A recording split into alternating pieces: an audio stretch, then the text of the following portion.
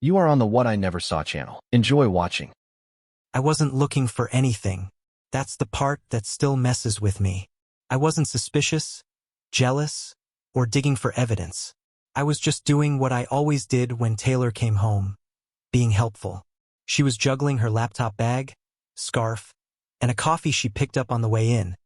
So I reached for her coat without thinking and hung it on the hallway hook like I'd done 1,000 times before. And that's when it hit me. Not a whiff, not a maybe. A scent. Bold. Musky. Not mine. First, I just froze. My hand still half hovering near the fabric like it might answer me if I got close enough. I leaned in just slightly, and yeah, there it was again. Cologne. Not some faint residue from a passing stranger or a hotel lobby. It was recent. Strong. Like someone had worn it that day and worn it close. Like someone had been close. And not just anyone. A man. I've worn the same couple of colognes for the past 10 years. Taylor hates most heavy scents. Always said she preferred when I smelled like soap. So whatever this was, it wasn't mine. And she had to know that. Hey! I called out as I walked into the living room, trying to keep my voice level. Weird question. But did someone spill cologne on your coat? Taylor was on the couch, already halfway through scrolling her phone, her takeout container still closed beside her. She looked up at me with that distracted, tired smile she'd been wearing more and more lately. Cologne. Yeah, I noticed it when I hung it up. It's strong. Not like the usual elevator or office stuff, like someone sprayed it right onto it. She blinked, and I could see something shift behind her eyes. It was fast, a flicker, but I caught it. Paused too long. Then she sat up straighter and exhaled like I just accused her of something serious. Babe, really? She said, shaking her head. It's probably from that stupid conference room today. It was packed. I had 3 meetings back to back in the same space. Honestly, people were practically sitting on each other. One guy next to me reeked. I think he was trying to compensate for not showering. She laughed, but it didn't land. At least not for me. Okay, I said slowly. It was strong. I've never smelled anything like it before. Now she rolled her eyes and scoffed. Oh my God, Sam. Do you really want to go down this road? Because it's giving insecurity. It's just a coat. There it was. The shift. She didn't even try to genuinely explain. She went straight to offense. Turned the whole thing around and dropped it on me like I was the one creating a problem. I felt my chest tighten. Not from anger but from confusion. That's how it starts, right? When the story doesn't make sense but the reaction is so loud, it drowns out your instincts. I wasn't accusing you, I said, trying not to sound defensive, even though I could feel myself retreating already. It just caught me off guard. She stood up abruptly, walking past me toward the kitchen. You know what? I can't deal with this kind of energy right now. Work has been insane. I had a migraine all day, and instead of asking me how I am, you're sniffing my coat and playing detective. I followed her a few steps. I was literally just... No, she cut in, turning around fast. Her voice was sharper now, almost rehearsed. You've been doing this thing lately, poking at me, like you're always looking for something to be wrong. It's exhausting, Sam. I'm not looking for something, I said, but I notice things. And the way you've been acting lately. Oh my God, she interrupted, shaking her head. Seriously? Because I've been tired? Because I've been dressing better for meetings? I have burnout, Sam. I'm allowed to take care of myself without it being an interrogation. There was a silence after that. I didn't know what to say. I felt like I'd been shoved into a corner without ever lifting my hands. I need space, she said suddenly. Her voice was lower, almost calm now, not angry, just final. I was actually going to bring this up later, but I think it's time I take a break. Maybe stay at my sister's for a few days. Just get some air, figure out what I need. Because this... She motioned between us.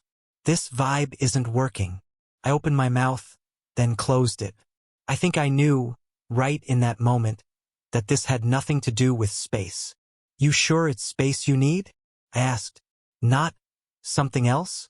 She didn't answer right away, just turned and started collecting things. A charger, some jeans, one of her hoodies. Methodical. Quick. "You're not being fair," she said over her shoulder. "Not everything is some big conspiracy. Sometimes people are just tired. And not everything is about you." She left within the hour. Took a weekend bag. Said she'd be back by Monday to check in. Whatever that meant. As the door clicked shut, I just stood there, still holding on to pieces of the conversation like puzzle parts that didn't fit. I sat down in the quiet, tried to rewind everything in my head. That shift, from "it's probably nothing" to "you're being insecure" to "I need space." It had a rhythm to it. Not the kind that comes from being overwhelmed, but the kind that comes from being prepared. Practiced. That night, I lay in bed staring at the ceiling while the house creaked around me. Our room felt emptier than usual, like something had been lifted out without my noticing. And that scent, that cologne, still lingered faintly in the hallway, like a fingerprint I couldn't wash off. I wanted to believe her. I really did. But deep down, I knew something had shifted. And not in the way she was pretending it had. Because people who are burnt out lean on their partners. They don't push them away to make room for someone else. The first night without her felt like someone had turned down the volume on my life. The quiet wasn't peaceful, it was hollow. I kept expecting the front door to creak, the sound of her keys dropping into the ceramic bowl by the entryway. I even left the porch light on. Some part of me still thought this was temporary. That she'd walk back in and say I misunderstood everything. That we just needed to reset. But Monday came and went. No update. Just a single text. "Still at my sister's. Work's been crazy. We'll grab some things this week. No, I miss you. No, let's talk." No emotion at all. The silence gave me too much time to think. And when you start thinking, you start seeing. That's when I began connecting the dots I'd been brushing off for months. Like the way she used to dress. It wasn't about the clothes, exactly. Taylor had always had style. Casual, earthy, understated. But around 6 months before that night, she started wearing things she never used to wear. Leather ankle boots with pencil skirts. Deep necklines. Lipstick that stood out instead of blended in. At first, I figured she was stepping it up for work, especially since her team had landed a big client. But then I started noticing the changes didn't match the calendar. She'd be in full glam for a quick grocery run. Or wearing the kind of lingerie she used to save for anniversaries on a Tuesday afternoon. Not for me. I never saw it. Just found it in the laundry or caught a glimpse when she thought I wasn't looking. I chalked it up to confidence. Thought maybe she was doing it for herself. That's what they say, right? Women don't dress up for men. They dress up for themselves. But she wasn't dressing up when we were together. It was always for the hours in between. Then there was her phone. It used to sit on the counter unlocked, unbothered. Suddenly, it was always face down. Notifications muted. She'd take it with her into the bathroom, even when she was just brushing her teeth. If she got a message while we were watching a movie, she'd read it so fast it was like she already knew what it said. And then there were the showers. Long, steaming showers even when she hadn't worked out or been out. She used to be in and out in 10 minutes. Lately it was 30. Sometimes more. She started putting on perfume right afterward. One time I asked why and she said, "Because I like smelling good for me." I nodded like it made sense. But something about it didn't sit right. And then I remembered something I hadn't thought about in weeks. A receipt I found in her coat pocket. It was from that trendy restaurant downtown. One we'd been to exactly once on our 3rd anniversary. She said it was too pretentious after that and never wanted to go back. But there it was, dated from 2 Fridays ago. Dinner for 2. Not a group tab. No client dinner note. Just 2 drinks, 2 entrees, and a shared dessert. When I brought it up at the time, she laughed and said it was from lunch with a coworker, then snatched it from my hand like it didn't matter. I let it go. Told myself I was overthinking. That's what she always said when I asked too many questions. "You're overthinking it, Sam." But now, in the stillness of our apartment without her, all of it played in my head on a loop. Her disappearing for whole afternoons on weekends, saying she was helping her brother move. Twice. Her leaving early and coming home late from networking events she never wanted to talk about. And then there was Vegas. She'd gone on a quick trip a few months back. Said her brother needed help with something out there. Some property he was looking at flipping. I thought it was weird, considering he didn't own property and had zero interest in real estate. But I didn't press. She came back with a sunburn and a cheap tote bag from some boutique. Said the trip was just exhausting. I remember asking for pictures, and she said she forgot to take any. Forgot. In Vegas. Back then, I accepted it. I'd built my trust in her like a fortress. But now I saw it for what it probably was. A cover story that didn't even need to be that convincing. Because I never looked hard enough to challenge it. And there were the little lies. Death by 1,000 casual untruths. The emails she said she never got. The calls she claimed she missed. The Uber rides that didn't match the places she said she was going. The dinner with a friend from college who, as far as I could tell, didn't exist in any photo or post she'd ever made. But the biggest sign, the way she'd look at me, that changed slowly, and I didn't notice at first. But it's obvious in hindsight. There's a softness people carry in their eyes when they love someone. A warmth. A kind of presence that says, "You're mine. I see you." I hadn't seen that look in months. Maybe longer. Her gaze had turned distant. Empty. Like she was here but already gone. I'd ask about her day, and she'd answer in vague sentences. I'd try to hold her in bed, and she'd turn away just enough to make it clear she didn't want to be held. I thought maybe it was stress. Maybe she just needed a break, like she said. But no, it wasn't stress. It wasn't work. It wasn't burnout. She was leaving. She'd already started. Piece by piece. Day by day. And I had missed it all. One night, about a week after she left, I walked into our bedroom and opened the top drawer of her nightstand. I hadn't touched it before. Felt like a line I wasn't supposed to cross. But something told me to look. Inside was a small jewelry box, empty except for a folded note. I recognized the handwriting immediately. "Don't worry. He has no clue. This is the last time. Promise." There was no name, no date. But I didn't need one. She hadn't just been distant.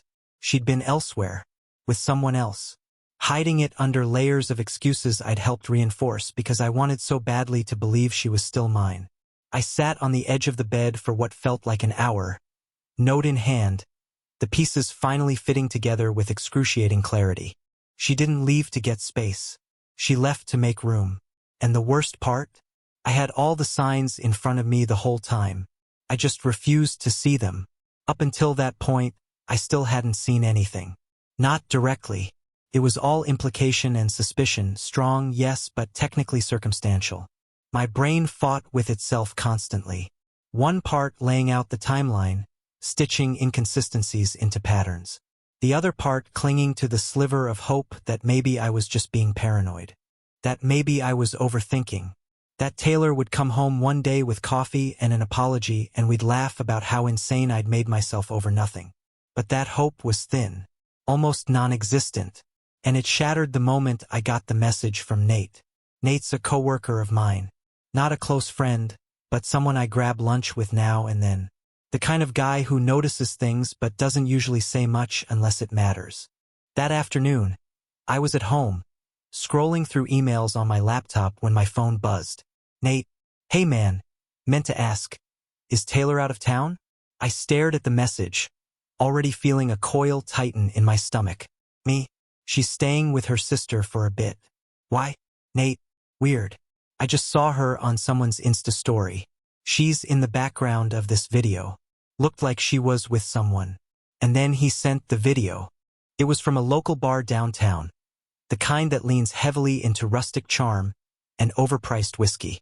The story itself was just some girl filming her drink with music blasting in the background. Nothing special. But in the reflection behind her, through a window facing the patio, you could see people sitting at an outdoor table. And right there, dead center, was Taylor. She was wearing the denim jacket I bought her for her birthday 2 years ago. Her hair was tied back the way she always did when she didn't want to be fussed with. And she was laughing. Not polite, not awkward, laughing. Fully leaned in toward the guy next to her. And the guy wasn't a mystery. I recognized him instantly. Marcus, one of the co-workers from her firm. I'd seen him in company photos, heard his name in passing when she was venting about work projects. He was the one who handled client relationships and traveled all the time for those retreats she always said were boring and exhausting. The guy she once jokingly called work husband Marcus. Only it wasn't a joke, was it? In the video, she was sitting on his lap. I paused the screen and zoomed in. Her arm was around his shoulder. His hand was on her knee. They weren't drunk. They weren't just goofing off. They looked comfortable, familiar, like this wasn't the first time. I stared at the image, my mouth dry. My heart wasn't pounding. It was worse than that. It was still, like my body knew what my brain hadn't caught up to yet.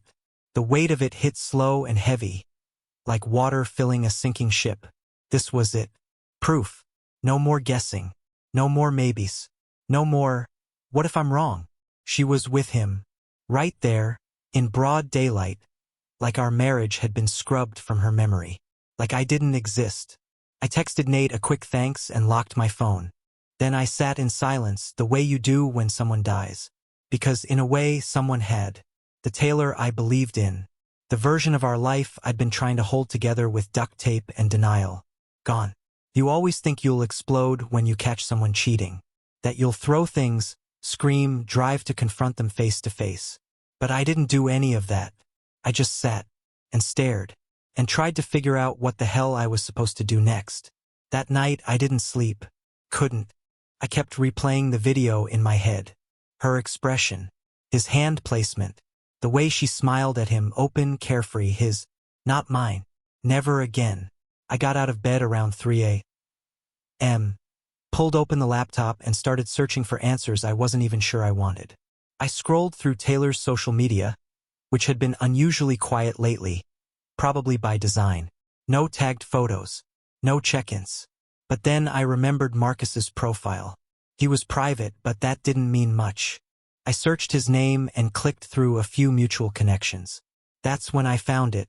A story reposted by one of his friends. A clip of a hotel pool in Vegas. The camera panned lazily across lounge chairs and drinks. And then for one brief second, it caught her. Taylor. Wearing the red bikini she told me she returned, after saying it was too small. Laying on a towel next to Marcus. His sunglasses were in her hand. Her head was turned toward him. And she was laughing again. The date? 3 months ago. The weekend she flew to Vegas to help her brother. I felt sick. The layers of lies weren't just recent. This had been going on for months. Carefully hidden. Dressed up as work. Disguised as family. And I had bought it. Smiled at her. Kissed her goodbye. Told her to have fun. Like some clueless idiot watching his life unravel in slow motion. I closed the laptop. I didn't cry. I thought maybe I would. But there were no tears. Just that same hollow stillness.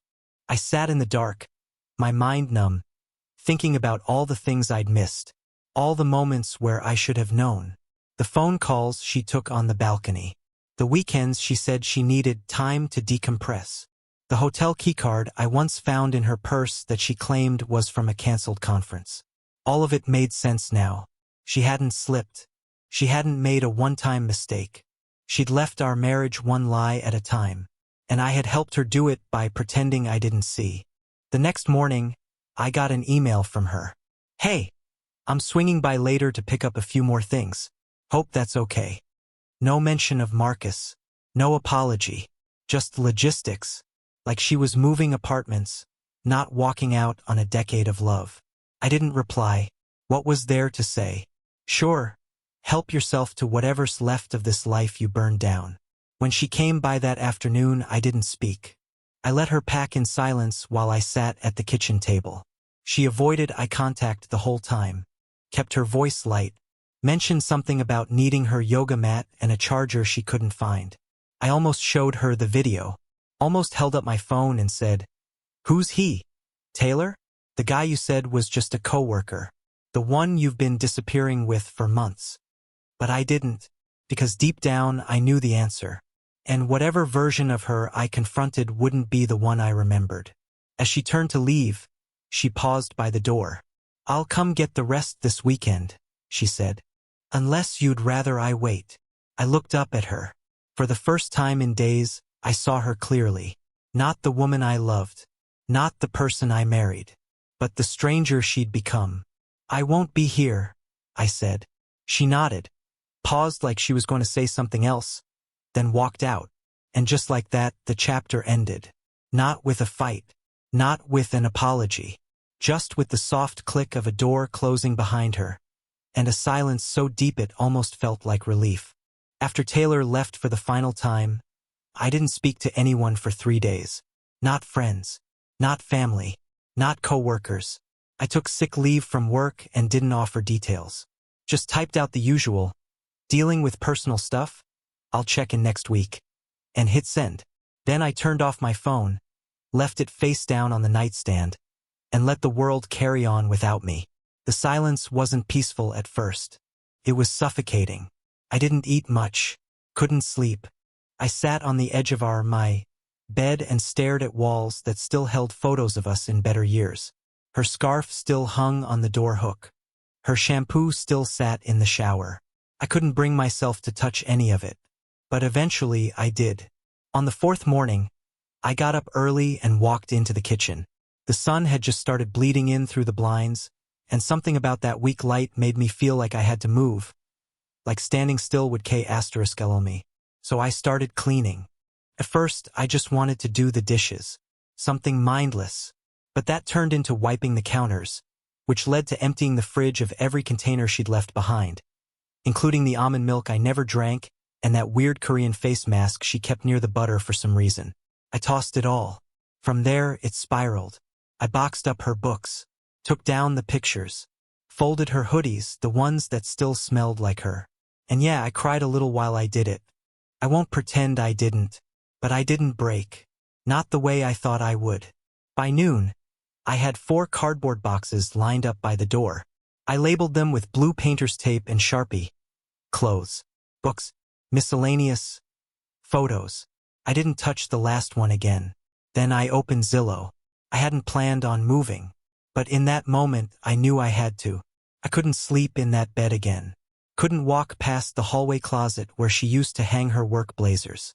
Couldn't sit at the dining table and picture her across from me, laughing at something on her phone while I asked her about her day, not realizing she was giving me the edited version. Seattle felt like it had closed in on me. Too many people, too many memories, too much pretending. So I started looking elsewhere. At first it was idle curiosity, scrolling listings, clicking through photos of cozy cabins and lakeside properties. But the more I looked, the more something inside me started to flicker. Something I hadn't felt in a long time. Not hope exactly, but intention. The idea that maybe I could do something that wasn't about fixing the past or waiting for someone else to make the next move.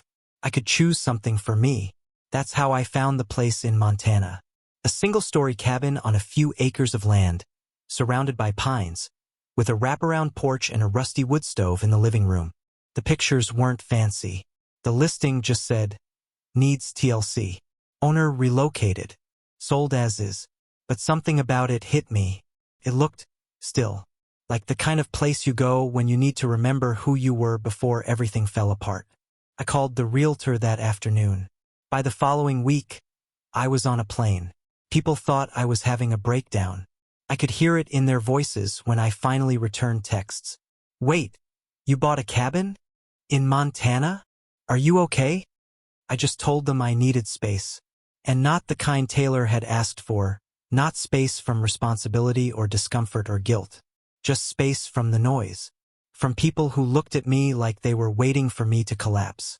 From the apartment that smelled like the ghost of a woman who used to say she loved me. I didn't take much with me. My truck, some clothes, tools, basic furniture. Left the apartment as clean as I could and handed the keys to the property manager without a second thought. The drive to Montana was long, but it didn't feel that way. For the first time in weeks, my head was clear. No expectations, no lies, no forced conversations where I pretended I wasn't drowning. Just road, just silence, just me. The cabin wasn't perfect, not even close, The roof had a leak. The floor creaked like it was apologizing for something. The plumbing was outdated and moody. But it was mine. And it didn't come with baggage. There were no memories here. No shadows of arguments. No echo of someone else's laughter. Every sound was new. Every step I took inside that cabin was a step away from what had been and toward what might be. I didn't post any of it. No dramatic life change announcement. No Instagram sunset sh*ts. No thirst for sympathy or attention. I didn't want people to see this and think I was trying to prove anything. Not to Taylor, not to myself, not to anyone. This wasn't revenge. It was recovery. And it was quiet. I spent my days fixing things. That's what saved me, I think. Not therapy, not journaling, not some movie moment of catharsis. Just doing. I patched the roof. Tore out the rotten floorboards in the back room. Rewired the lights in the kitchen. Chopped wood. Fixed hinges. Built shelves. Sanded counters. It was honest work. Tangible. When you're hurt by something intangible, like betrayal, like lies, there's something incredibly grounding about using your hands. About tightening bolts and driving nails. When something's broken, you fix it, and when you're done, it stays fixed. That was a kind of peace I hadn't known I needed. The days blurred in the best way. Wake up with the sun. Make black coffee on the stove. Work. Cook something simple. Read by the fireplace until I nodded off. Repeat. Every once in a while, I'd catch myself thinking about her. Not always in anger. Sometimes just in confusion. Like, how did we get there? How did someone I loved so deeply become someone who could lie so easily? But then I'd chop more wood. Fix another panel. Paint a wall. And it would pass. Eventually, the ache dulled. It didn't disappear. I don't think things like that ever really do. But it lost its grip. It stopped feeling like a fresh wound and started feeling like a scar I could live with. I stopped checking her social media. Stopped wondering if she was still with him. Stopped hoping for an apology that would never come. And in that silence, something strange happened. I started liking myself again. Not all at once, but slowly. I liked the man who got up every day and built something. I liked the man who didn't need noise or distraction or validation. I liked the man who had been so thoroughly broken and still got up to keep going. The man she left behind, the one she didn't think was enough, turned out to be more than she ever knew. I didn't know what came next. Didn't care. For now, I had peace. And for the first time in a long time, that was enough. It was late September when I met Haley again. The days had started shrinking, and the air smelled faintly of wood smoke and pine needles. The mornings were cold enough for a jacket, and the evenings had that golden stretch of sunlight that makes you feel nostalgic for something you can't quite name. I'd gotten into the habit of driving into town once a week for supplies. Groceries. Hardware, fuel, whatever I couldn't fix or forage, I picked up at Dawson's General. A one-stop shop with a creaky floor, 2 aisles of canned goods, and a cashier who rang everything up by hand even though she had a perfectly good computer. That day, I was waiting in line behind an older guy with a cart full of firewood when I heard someone say my name. Sam! I turned. Took me a second to recognize her. Haley. We went to the same college. Shared a creative writing class and some mutual friends, but we hadn't really kept in touch. She was the kind of person everyone liked. Warm. Easy to talk to. The kind of girl you assume is already spoken for, even when she isn't. And now here she was, standing in front of me in a denim jacket and boots, holding a basket of paint samples and curtain rods. Haley, I said, blinking. Wow, has it been, 15 years? More like 12. She said, smiling. But yeah, small world, huh? What are you doing out here? She laughed. I could ask you the same thing. We stepped out of line and talked in the corner near the window, letting 2 impatient customers pass us. She told me she'd moved out here a few months ago, took on a remote interior design job after burning out from years of big city life, said she needed something quieter, something more real. I figured Montana had fewer expectations, she said, and more room to think. I nodded. Yeah, I can relate. There was a pause, not awkward, just thoughtful. Then she tilted her head and added, You always used to write those short stories with the sad endings. I remember that. I laughed. Still do, just less intentionally now. We ended up grabbing coffee at the small cafe across the street. It wasn't a date. Neither of us said as much, but it didn't feel entirely casual either. We sat at a booth by the window and caught up. Talked about college, about the weirdness of adulthood, about the fact that both of us had landed here in the middle of nowhere trying to figure out what the next chapter was supposed to look like. She didn't ask why I'd moved. Not directly. But I told her anyway. Not all of it. Not the video, not the scent on the coat, not the months of silence and emotional erosion. Just the broad strokes. That I'd left a marriage. That I needed to rebuild somewhere far from everything I knew. That I was still trying to remember who I was outside of being someone's second choice. Haley didn't interrupt. Didn't pity me. She just nodded slowly and said, "Yeah, that makes sense." We ended up talking for 2 hours. Before we left, she mentioned she was trying to build her design portfolio and had been looking for interesting spaces to feature. She hesitated, then asked if I'd ever consider letting her redesign my cabin. Not fully, just help with layout, color flow, maybe some furniture. "You wouldn't have to pay me," she added quickly. "It's for my portfolio. Just let me experiment. I promise not to paint everything white and hang up love signs." I laughed. "All right, deal." We exchanged numbers. That weekend she came by, and that's how it started. It was innocent at first. Focused. Professional. She brought samples and swatches and mood boards. I watched her eyes light up when she talked about texture and contrast and how to make small spaces feel less claustrophobic. She rearranged my living room using nothing but an old coffee table, a blanket, and the natural light from the window. I didn't think it would make a difference. It did. The cabin felt less like a hiding place and more like a home. She came by once a week after that. Sometimes more. She'd bring ideas. I'd make coffee. She'd stay late. I'd walk her to her car. And eventually, the projects turned into conversations. Long, unfiltered ones about life and pain and the strange ways people disappoint each other. She told me she'd been engaged once. "He was a talker," she said. "Told me every day that he loved me, but he never showed up for the hard parts.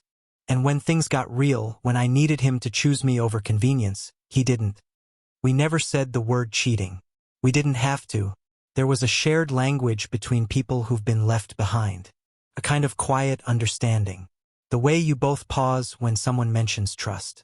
The way you flinch when your phone buzzes after 10 p.m. The way you never assume anything is permanent. Not even the good stuff.